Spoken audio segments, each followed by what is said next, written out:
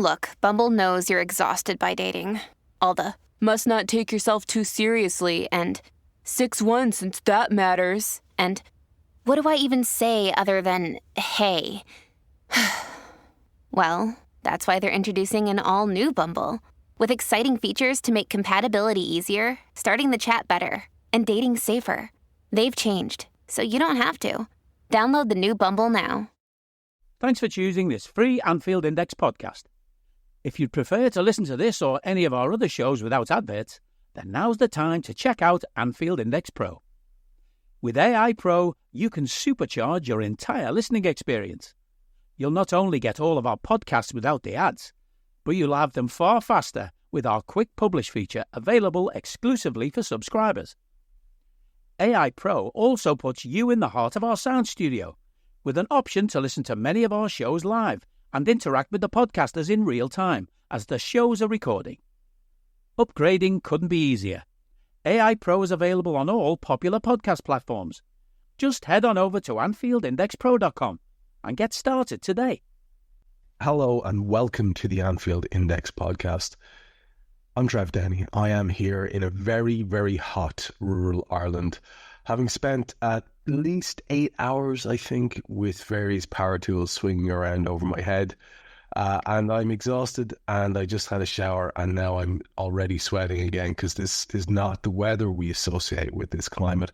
So I'm getting all those excuses out of the way first because the window may open. You may hear cars. You may, if you listen to the transfer show, Dave Davis, that we did during the week, hear a lunatic with a chainsaw, who it turned out was my father. You may hear anything. My cat is staring in the window at me aggressively.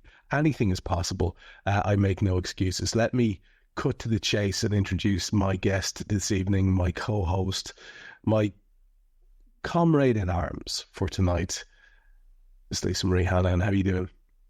That is quite the intro to episode 388 of the Anfield Index Podcast, Trev. And that's all anyone wanted to hear was what number it was. So, you know. Absolutely. Yeah. By the way, when you mentioned the chainsaw thing on the Transfer podcast, honestly, it crossed my mind, was like, is it Trev's dad? And please don't let him cut anything off. Just remembering a story from a few years ago. I don't know if it was the chainsaw that was responsible for his finger injury at that time, but anyway, I'm here and happy it's Friday.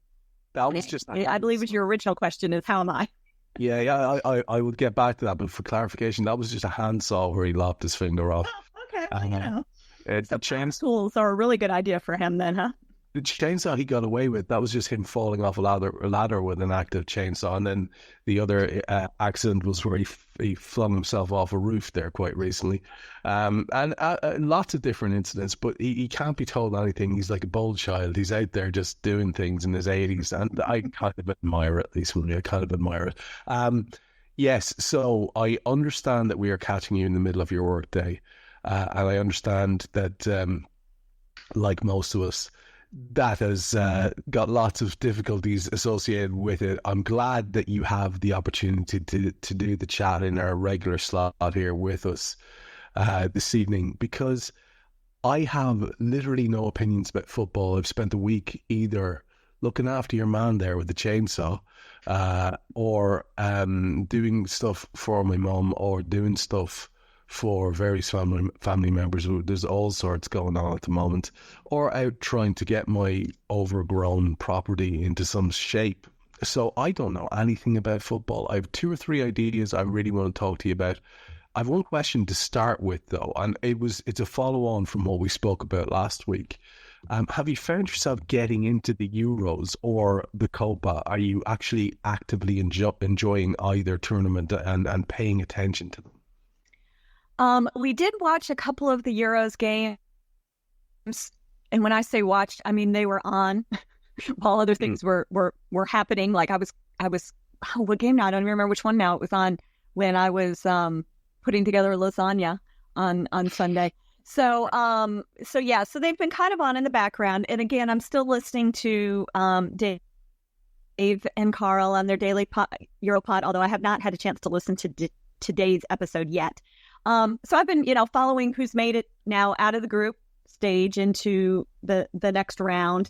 The Copa, I've seen some of the results, but I'll have to say, if it's happened in the last couple days, which I know there have been games, I know Argentina played. I believe they won, but that's only because I believe I saw Alexis McAllister post something on Instagram. So, no, I am not following them. Long answer to your probably yes or no question is not really. Yeah, well, I mean, you see, I can relate, I suppose, is what I'm saying. I'd love to tell you I care. I sympathy watched Scotland. That was one of the games we had on. Yeah. I watched their games because Robbo, basically, and he's always been a big favourite of mine, regardless of the standard of play he's producing. I just like the lad, and I hate watched England. You were hate watching England last week because that continues. Yes, yeah. I continue that. I will continue that. That will be very much the focus of my theorem. Apologies to all our English listeners. It's nothing to do with you necessarily individually. It's actually not at all individually. Our listeners are wonderful humans. I'm just, I don't know what it is. It's inbuilt. It kicks in when it comes to competitive stuff, this latent Irish gene. So I don't apologise for it. Like, if you don't like it, I don't know what to say to you. It's never going away. In fact, you'll just make it worse if you point it out. So you're better off to just ignore me. So that's all I will do. And as the tournament progresses, I'll keep watching England as far as they go, and then possibly take an interest in the big games. But can I tell you a secret? I didn't watch the Europa League final. I barely watched some of the Champions League final. I'm not interested if it's not Liverpool at the moment. It's as simple as that. Maybe that makes me a bad football fan in general. But like, I have so many years, Lisa Marie, so many years of watching every single game that the television would offer up to me. And I find myself now in my dotage with far greater interests to pursue and very little time to fucking get them done before I shuffle off the mortal coil. So I just, there are higher priorities for me, if that makes sense to you. It makes absolute sense to me. And yeah, and I'm saying the same. I didn't watch either of the Europa or the Champions League. We might have had the Champions League. Again, I think the Champions League final was kind of like on, but it wasn't that I sat down and watched it. Our kitchen and living room is kind of an open area. So, the TV can be on while I'm, cooking or doing things in the, in the area, that the kitchen, and it's just kind of on almost as, background noise, if you will. And so, but no, I didn't sit down to watch either of those games. And yeah, I'm kind of the same. I think it's good to take a little bit of a break from the football, because I think it'll just provide some more interest and excitement once the season kind of kicks off. Yes, 100%. Things go forward. 100%. I couldn't agree with you more. When you're as immersed in it as, we are when it comes to podcasting regularly about it. I'm doing like 3-4 shows a week. And it's not just that you do the show and you just talk shite as if it appears into your head. With a lot of them, there's preparation and you got to think about it. You're constantly thinking about it. And as the guy who does the Liverpool football podcast at work, I can't escape it. Everyone wants to talk to me about Liverpool all the time. And I'm just like, can we not? Lovely day, isn't it? That kind of way. So it's just nice to have some downtime and complete break from it, and I'm enjoying that very much. And I thought I was going to get into this Euro tournament because a good pal of mine is a fella who likes a little flutter on the regular. So he would have his Paddy Power account, and he always has like a little bet on whatever game he's watching to keep an interest in it. It's not a thing I've ever gotten into at all. But this is where my next question was going to go to, because we did this in 2008, myself and himself. And I ended up making more money than him on the football bets that we did. It's the one and only time in my life that I did. I'd never been into a bookies until then, ever. and I haven't been since, except to buy my dad some vouchers because Dad loves a bet. So that's the only other time. So it's not a thing. It's not a thing that I have any sort of passion about or interest in at all. And can I be perfectly honest with you? And this is why I don't do fantasy football. So it's a two-part question. This one is to do with betting and gambling in general, and the second one then is to do with the idea of fantasy football. I cannot get involved with that. We've a lovely group of people at work do it. I have no interest. They keep asking me, no. Would I do well in it? Oh God, yeah, because I would research everything and make sure that I had everything, all my angles covered.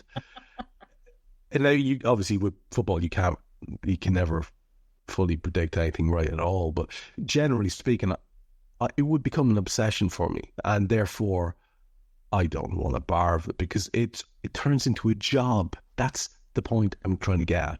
For me, it just turns into a fucking nightmare job I have to do. Oh God, I better go and see how the Bundesliga is getting on. I don't care, you know? So I have two questions for you. Did you ever go down the route of fantasy football? Because I know it's big with American football, at least. I don't know if it works with baseball and others. And are you in any way what you consider a gambler? Have you any experience with putting on bets? And what was your success level like if you did?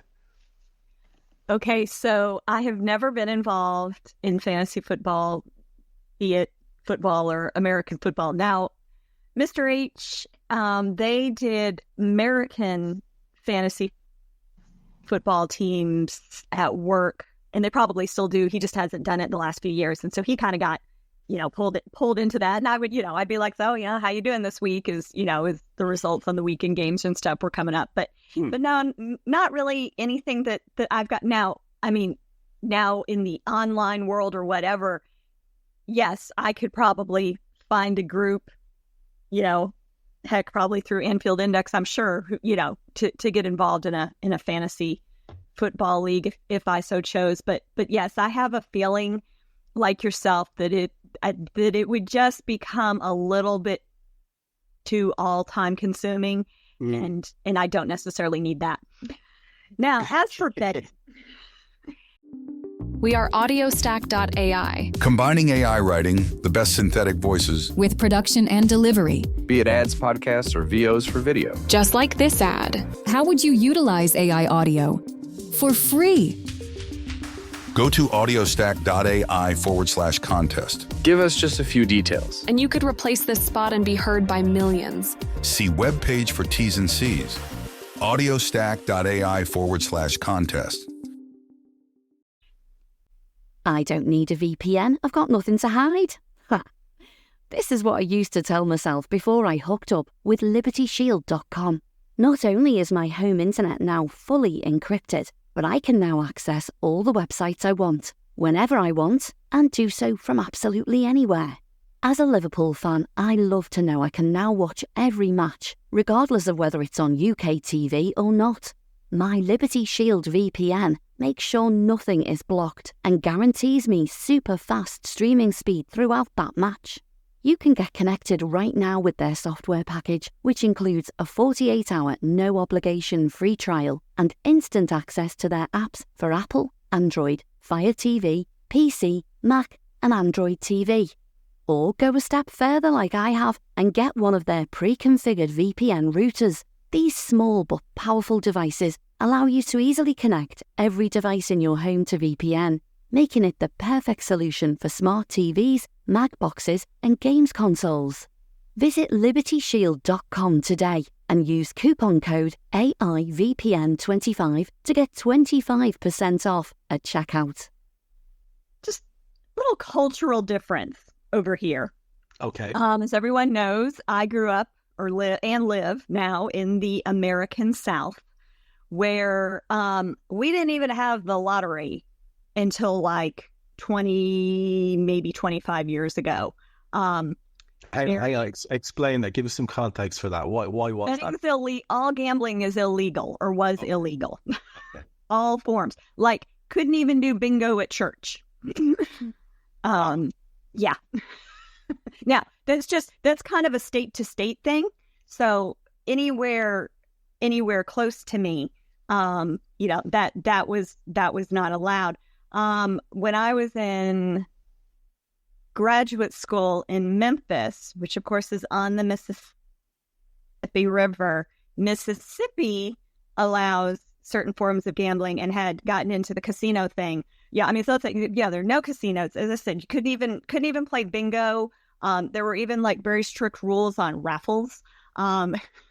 Just the whole thing. Jeez. So the going to the bookie and and the shop thing like that is just like a complete. My understanding of that is like, what I've seen in TV and movies, because we still don't have anything along those lines here. As I said, in the last probably 20 years, we've got the lottery. Of course, now with the online, betting sites and things, and I've never done that, but I get pop-up ads for it all the time. That is allowed and those types of things. Now, of course, I've been out to Las Vegas and I've been to some of the casinos there. Up in the Northeast, where my husband's from, they have casinos and things, and he would probably be more familiar. In fact, I've been up there visiting family, and they've talked about, American football games and, so-and-so put a bet on and, or how the game, whatever. But for me, culturally, it just wasn't a thing, and it's not that I'm opposed to it. It was just, it was, and and again, if you really wanted to do it, there were means to figure out a way to do it. But I just grew up not really around that. So have never really done it. If I've gone to casinos, that type of thing, I'll take in enough money to lose, which I usually do, and then that's it. If you were going to a casino, what would be your area that you would gravitate towards? Okay. So long since I set foot in one. When I did go, I mean, I've done, of course, the slot machines. I've played some blackjack. I played, actually, this is years ago. My boss at the time, she very much enjoyed being at the casinos, and she knew how to play craps really well. So she taught me when we were traveling together. So we went to the casino one evening and she taught me how to play. And so, I did that, but that was, that was before children. So it's been quite some time. So yeah, I laid down some chips on a roulette wheel once. So just kind of here and there. I wouldn't necessarily say I'd have a specific game that I would call my own. I've never been in a casino in my life. You would hate it, I think. Well, no, I would. It's not so much. It's just, it is like you enter this, there are no windows. There's no, you kind of do lose, and they're designed that way, I think. You lose kind of all sense of time, where it's just like 3 a.m. looks like 3 p.m. Yeah. Yeah. It's just kind of, yeah. It's wild. The cultural difference is wild to me because we grew up with, betting shops in all our regional towns. That's just how it was. There are, big franchises like Paddy Power or whatever now. They were more kind of ad hoc back in the day, but now you have these big franchises and they'll have at least one presence in each town. So there will be 4 or 5 betting shops that you can go to in a town like the one I live next to. And in there, I find them incredibly depressing place, I have to say, because there's always these guys, and they probably have a problem. They've been there all day, sitting there watching one of the 89 TVs or whatever. But it is what it is. And some people, like my pal, enjoy the hell out of it and all the rest of it. And as you say, culturally, it's huge. It's a huge part of our culture here. Maybe horse racing thing as well is part of it. It's a huge part of it.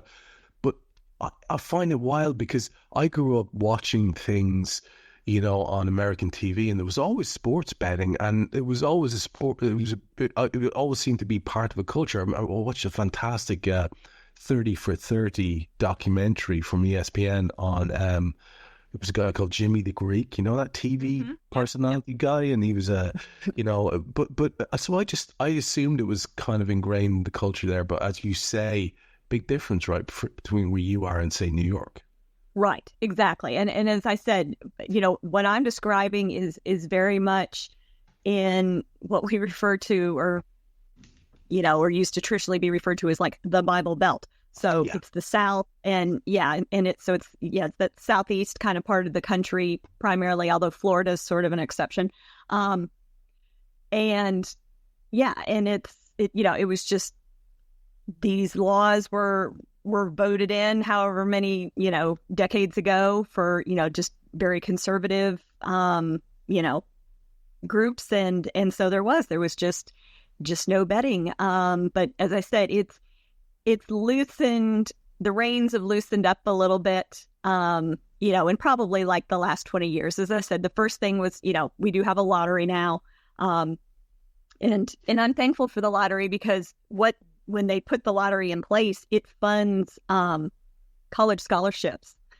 So my son has taken advantage of one of those. So they have a program in place that every student who graduates from high school in the state of Tennessee, there's 2 programs in place, one of which you can go to what they call community college for 2 years for free, you know, if you meet these criteria. Or you can receive a scholarship toward a 4-year university in the state, a certain amount of money, again, depending on, you know, test scores and grades and those, you know, if you meet these certain criteria. So that's what the lottery has funded for like the last, you know, probably 20 years or so now. So on board with the lottery. And as I said, I don't, you know, I know there's other things that are allowed now that didn't used to be allowed, but it's, but yeah, no, I mean, and it was funny when people would move down from, you know, again, culturally, I don't know if it's over there, but here up in the north, the Catholic Church is known for always having bingo nights. You know, you go to the, you know, Wednesday night, or it was bingo night or whatever at the, you know, at the local church. And that was just a very social thing for people to do. So people would move down. We didn't have bingo nights at our church because it was against the law. So it's just kind of a funny thing. So people would move down from say Michigan. There was a great influx of Northerners from Michigan back in the late 80s, early 90s, because GM built a car plant here in the area. And, they're like, what do you mean there's no bingo at the church? You know, so anyway, just, you know, it's just interesting to, you know, and you've made comments to me personally before about the vastness of the U.S. And because of that, you've got these like regions, you know, that are just very different culturally. So it's just funny. It is. It's really, really interesting. I've obviously sort of put myself in my own little self-imposed Bible Belt of one, having never been to a casino and been in a bookies once. So I can relate. I can relate to the privation around the gambling thing. Our Liverpool section is going to begin with a reference to the 20 minutes into the podcast. Yeah. It's going to begin with a reference to the fixtures. And yes. I saw someone saying, it was really sad that Adrian was going to go and didn't get his goodbye. And then I see the very first fixture is against Adrian's new club. And, you know, it's obviously granted it's not at Anfield. So I do get that point. But there should be an opportunity for him to get a good old, I guess, acknowledgement from whatever amount of fans for travel. It's the friendly in the Acrisure Stadium, and I'm sure other people will know where that is. Perhaps you do yourself, because the next friendly after that's the 27th of July, is against Arsenal, and that is in Lincoln Financial Field. And that's then Philadelphia. That's Philadelphia. And then we've got on the 4th of August, the game against United in the Williams-Brice Stadium. Which is the University of South Carolina. There you go. Okay. That's the one I'm attending. So this is, I thought, by way of kind of, you know, a little bit of a sort of easing back into what this is going to be this season to come, and without much actual stuff to chat about by way of any proper moves, I do have a really, really good transfer story for you later on, specifically for you. But I was wondering if you could let people sort of fill people in a little bit on the whole experience that you're having as a fan in terms of the concept of ever getting to see the team play in the flesh. We've touched on this several times, and it just seems like a good time for it, because I've been chatting to several people about the fact that the fixtures are out now, and we'll move on to talking about our start to the season just very briefly. But after that United game, we have one more friendly at Anfield against Sevilla on the 11th of August, and then on the 17th we start with a fucking 12:30 game on TNT. Hey, it's the first game of the season though, so it could be worse. I know, it's just, oh my god, amazing stuff. But they really are trolling us, I think. But I suppose you've mentioned, and this is why I knew it would be of interest to you. You've mentioned that you're going to the one in South Carolina in the Williams-Brice Stadium. So you're in Tennessee. I am. You're going to travel to South Carolina. So without having to give specifics of your own town or whatever, what are we talking about in terms of distance traveled there to go to see that friendly? It will be, I think it's about a 7-hour drive. Okay. Okay. Actually, 8 hours on the clock because we changed time zones. But yeah, so it is some travel to go there. And we're going to drive it. Well, that's what I'm going to pause you there, because the casual way in which you refer to a 7-hour drive will have some people who are from Ireland, which basically, if you were to drive for 7 hours in Ireland, you're going to drive off the fucking edge, and then you're in the drink, and it's as simple as that. So we can't relate to this idea of 7-hour drives. You could barely be doing that kind of thing if you're in Britain. So it's just. It's just so comically vast, to echo the point that you made earlier on, that you thought, oh, they're playing South Carolina, that's handy for us. Go over there. It's only a 7-hour drive. So like it's a 7-hour drive. You're going to get and watch a game. I assume, Lisa Marie, that you're not going to get into the car and drive 7 hours back. So you got to make an occasion of this and stay there, right? Yes. So actually, Mr. H and myself are kind of making a little trip out of this, as our 25th wedding anniversary is the middle of July. So lovely. This is kind of a short look. So between Columbia, South Carolina and home, although not directly, but kind of, is Asheville, North Carolina, which is where the Biltmore is. Have you ever heard of the Biltmore? Yes. Yes. Okay. Always wanted to go. And so what we are planning to do is we will drive to Columbia, South Carolina, attend the match, spend the night, get up the next day. It's about 2.5, maybe 3 hours from Columbia to Asheville. And so we'll drive there and spend a couple days in that vicinity visiting Biltmore and Biltmore-related things, because there's a winery and, anyway.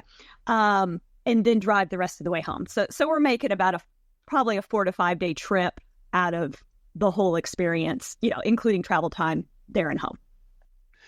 This place you mentioned, the Biltmore, is it the place that I'm thinking of? Like, it's this big, sort of vast, almost like a place you would see in England dotted around, like a massive sort of estate country house place. It's like, I think possibly the largest, or was at one time the largest privately owned home in the U.S. It was built by one of the Vanderbilts, that family, yeah. So, and now, of course, this is a big tourist thing, but, I mean, it's very, and they do different other, like, exhibits within the estate, and, and all, as I said, all these things related to it. They've got beautiful gardens and, and the whole bit. So, just someplace I've always wanted to go, and we've always wanted to visit, and we figure, well, hey, this works. So I've just clicked on it. Oh my God. It's you know what? It is very impressive, but it's obviously, based on, it's like, as you say, the Vanderbilt guy saying, all right, I know, it's kind of like mimicking the style of your Downton Abbey type places, right? Yeah. It does look very impressive. I guess there's lots of grounds to walk around and probably places to eat and stuff on it, and walks to do. It looks like there's a Biltmore forest there as well. Okay. Oh yeah, I mean, there's different walking trails and I mean, you can go as deep into it as you want. I mean, they actually, I believe, have, where you can stay on the grounds. They've got sort of a lodge or a hotel or whatever you want to call it there on the grounds. We're not doing that because that's crazy expensive. But but with like the spa and the and the whole shebang, if you want to go all in there, and as I said, they have a part of the property, several years ago, it's been developed into a vineyard, and so you can go to wine tastings. That we probably will do. So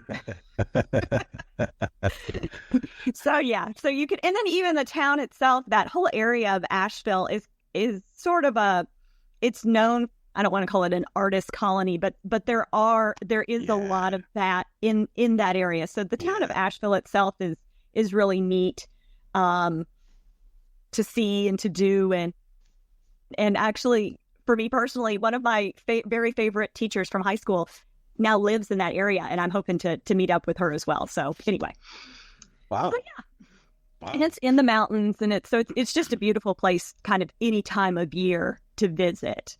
Let me just, you'll get this pun in a second. Let me just gild the lily a little bit here, because I've just opened, like, I'm fascinated by this already. So this paragraph will tell you all you need to know. The reason I'm reading it is this nice little tie-in for a little possible plug that I could give to the great stories, because I see there's some novelists mentioned here. So George Vanderbilt opened his opulent estate on Christmas Eve of 1895 to family and friends from across the country who were encouraged to enjoy leisure and country pursuits. The Gilded Age mansion, that's what my joke was about, reportedly cost $5 million, equivalent to about $183 million today to construct. Guests to the estate over the years included the novelists Edith Wharton and Henry James, ambassadors like Joseph Hodges Choate and Lars Anderson, and US presidents. George married Edith Stuyvesant Dresser, Stuyvesant, really, in 1898 in Paris, and their only child was born at the Biltmore in the Louis XV room in 1900 and grew up in the estate. I don't even know where to start with that paragraph, but I can't wait to hear what it's like when you get there. The point of this, of course, is to talk about the idea of getting to a game. Like you said, massive drive just to get to see a friendly. You're not expecting it to be a full team. You're hoping to get a glimpse of a few people. The one you're going to is the 4th of August, so there's possibly lads who won't even be back in full training. There'll definitely be lads who won't even be back, possibly in full training. You wouldn't know what way things are going to be at that stage for some of these guys after tournaments and all the rest of it. So you don't have high expectations of it being a super duper accurate representation of the Reds, and yet you're going to make that commitment to do it. Hey guys, it's Eddie Gibbs from Anfield Index here. I hope you're enjoying this podcast, and I'm sorry to call time on the show before it ends. In the current climate, it's tougher than ever before to offer podcasts for free. At Anfield Index, we produce over 75 free shows every month, which I'm confident is unparalleled in the LFC sphere. Whilst we'd love to offer everything for free, the production costs now make this impossible. That said, we don't want to follow the model of other channels and lock all of our content behind a paywall. So what we've decided to do is to continue offering every show for free, but cut that offering to 30 minutes on our longer shows. So to get all of our shows in full and enjoy the best of everything we have to offer, we really hope you'll consider supporting the channel and signing up at AnfieldIndexPro.com. For about the price of 1 cup of coffee, you'll get every podcast in full with 0 ads. You'll also get access to our LFC VIP community, where you can enjoy live podcasts, engage with our podcasters, and chat with other Reds in real time. So that website again, AnfieldIndexPro.com. Join today. Sports Social Podcast Network. Heat pumps are going mainstream. With tax credits of up to $2,000, the Federal Inflation Reduction Act can make it more affordable than ever to upgrade your HVAC system and lower your energy bills. Now's the time to say goodbye to your old-fashioned fossil fuel burning system and switch to an all-electric, all-climate heat pump from Mitsubishi Electric. Learn more about Mitsubishi Electric products at patriotair.com. Federal income tax credit available to U.S. homeowners only for qualifying heat pump models. Terms and conditions for tax credit are dependent on federal and state laws and regulations and are subject to change. Contact your tax advisor for further requirements and to confirm eligibility for tax credits.